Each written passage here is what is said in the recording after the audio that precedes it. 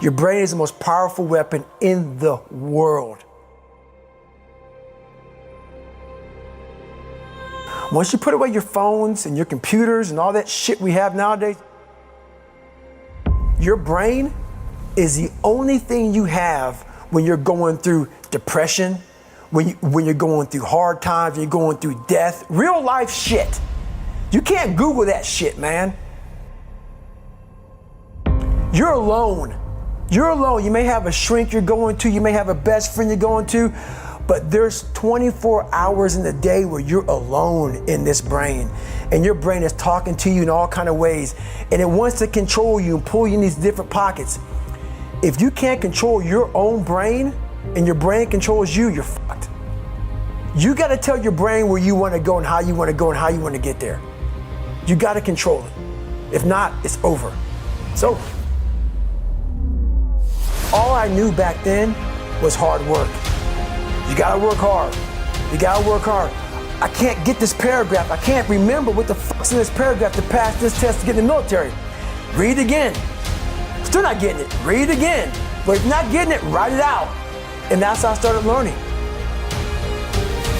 I realized if I keep going back and going back and going back until the shit just becomes, your mind will say, fuck, okay, we're gonna figure it out. It'll find a way. Because he is not going to stop. It's not like, I'm gonna try one more time. No, alarm clock goes off, boop, we're going back. I can't read right, we're going back. I gave myself no way out, and my mind realized that. They said, okay, we're gonna adapt and overcome now. That was my mindset. And that's how you get through things. You put yourself, you immerse yourself wherever it is, and you become that. I became hell. And that became my new norm. I gave myself no way out. And I couldn't even, I wasn't a great swimmer. I was afraid of the water, all this crap, man. I saw these guys just quitting. But at the very end, it says 22 guys. This commanding officer's up there and he gives this great speech. So I started visualizing me being the 23rd guy, sitting there with these guys. I said, man, if I could feel that, that would change my life. That's where he came from. He came from all these fucked up obstacles, and now he's there. So everybody goes, how do you do that? You know exactly how to do that. If you wake up at 3:30, some other kid's getting up at 3 and he's got 30 minutes on you today. I need you to do me a huge favor. I need you not only to want to be a beast, I need you to live in beast mode. Because if you live in beast mode, you'll have what other people don't have. Listen to me very closely. Not only will you have what other people don't have, you'll do what other people can't do. So what is it? What is that one thing that you're saying that I am going to get this thing done and I'm going to make my dreams become a reality? Everyone wants to be a beast until it's time to do what real beasts do. Everybody wants to be a beast. Everybody wants to make their dreams become a reality. There's no one sitting in this room who say, I want to procrastinate. I don't want to get it done. I don't want to get to the next level. No, every person in this room, not only do you want your dreams to become a reality, you deserve for your dreams to become a reality. This is important. Seasons are always temporary. Say it. Crisis is not a permanent condition. It's just a season. And the key to life is what you have to do is organize yourself to outlast the season. That's all. As long as you're average, you're going to get what average people get. If you get to that point where you do exactly what you say you're going to do, you're going to get to the next level. But no one can do it for you but you. It's not over until I win. Life has taught me that you will grow through what you go through. Life has taught me that you will grow through what you go through. Life has taught me for every level, there's another devil. Life has taught me the depth of your struggle will determine the height of your success. Everybody's got a dream.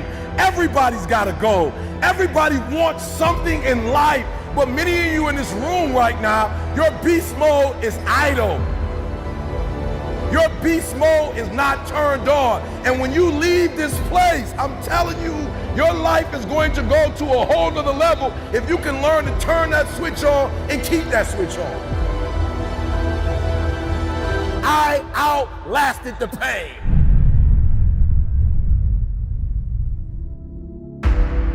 People ask me all the time, what does it take to be happy?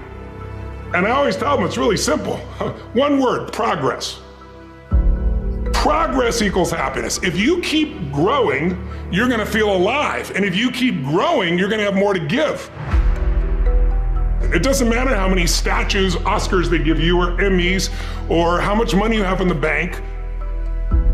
We've all seen people have all those things, and I get the phone call because they're depressed, or somebody commits suicide in that area. It's really an inner game, and I think that's what's missing for us today.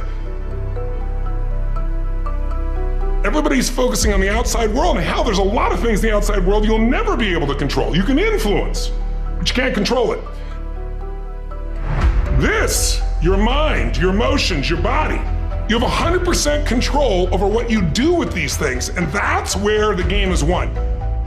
Win the inner game, then you win the outer game. But a lot of people spent their life trying to win the outer game, they won, and they're miserable. Someone can tell you your whole life you're a piece of crap, but you can say, screw you, read between the lines, and make your life work. Someone can tell you your whole life you're beautiful, you're intelligent, you're the smartest person in the world, and you don't believe it. Because self-esteem doesn't come from what people say about you. Self-esteem is earned within yourself. It's esteem for yourself, which only comes by doing things that are incredibly difficult, and then your brain goes, this is who I am. You really got to figure out what you're made for, and nobody knows in the beginning. So you start where you are and you do what's in front of you, do what's next, and you keep growing until you start to discover, hey, this is my real passion. So identity is the number one thing I work to change with people, to expand it. Expand your own sense of who you really are and what you're capable of. And the mindset has to be destroy any limitation and move forward, move forward, move forward. I've been a Navy SEAL for 36 years. Every morning in SEAL training, my instructors, who at the time were all Vietnam veterans, would show up in my barracks room, and the first thing they'd do was inspect my bed. If you did it right, the corners would be square, the covers would be pulled tight, the pillow centered just under the headboard, and the extra blanket folded neatly at the foot of the rack. It was a simple task, mundane at best, but every morning we were required to make our bed to perfection. It seemed a little ridiculous at the time, particularly in light of the fact that we were aspiring to be real warriors, tough, battle-hardened SEALs. But the wisdom of this simple act has been proven to me many times over. It matters not whether you ever served a day in uniform. It matters not your gender, your ethnic or religious background, your orientation, or your social status. Our struggles in this world are similar, and the lessons to overcome those struggles and to move forward, changing ourselves and changing the world around us, will apply equally to all. If you think it's hard to change the lives of 10 people, change their lives forever, you're wrong. I saw it happen every day in Iraq and Afghanistan. But changing the world can happen anywhere, and anyone can do it. So what starts here can indeed change the world. You will likely fail often. It will be painful. It will be discouraging. At times, it will test you to your very core. If you want to change the world, you must be your very best in the darkest moments. If I have learned anything in my time traveling the world, it is the power of hope. The power of one person, a Washington, a Lincoln, King, Mandela, and even a young girl from Pakistan, Malala. One person can change the world by giving people hope. Start each day with a task completed. Find someone to help you through life. Respect everyone. Know that life is not fair and that you will fail often. But if you take some risks, step up when the times are the toughest, face down the bullies, lift up the downtrodden, and never, ever give up. If you do these things, the next generation and the generations that follow will live in a world far better than the one we have today. And what started here will indeed have changed the world for the better. Finally, in SEAL training, there's a bell. A brass bell that hangs in the center of the compound for all the students to see. All you have to do to quit is ring the bell.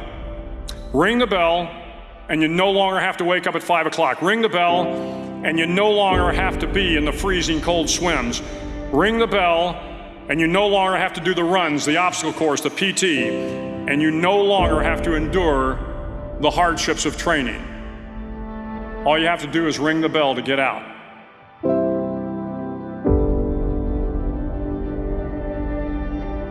If you want to change the world, don't ever, ever ring the bell.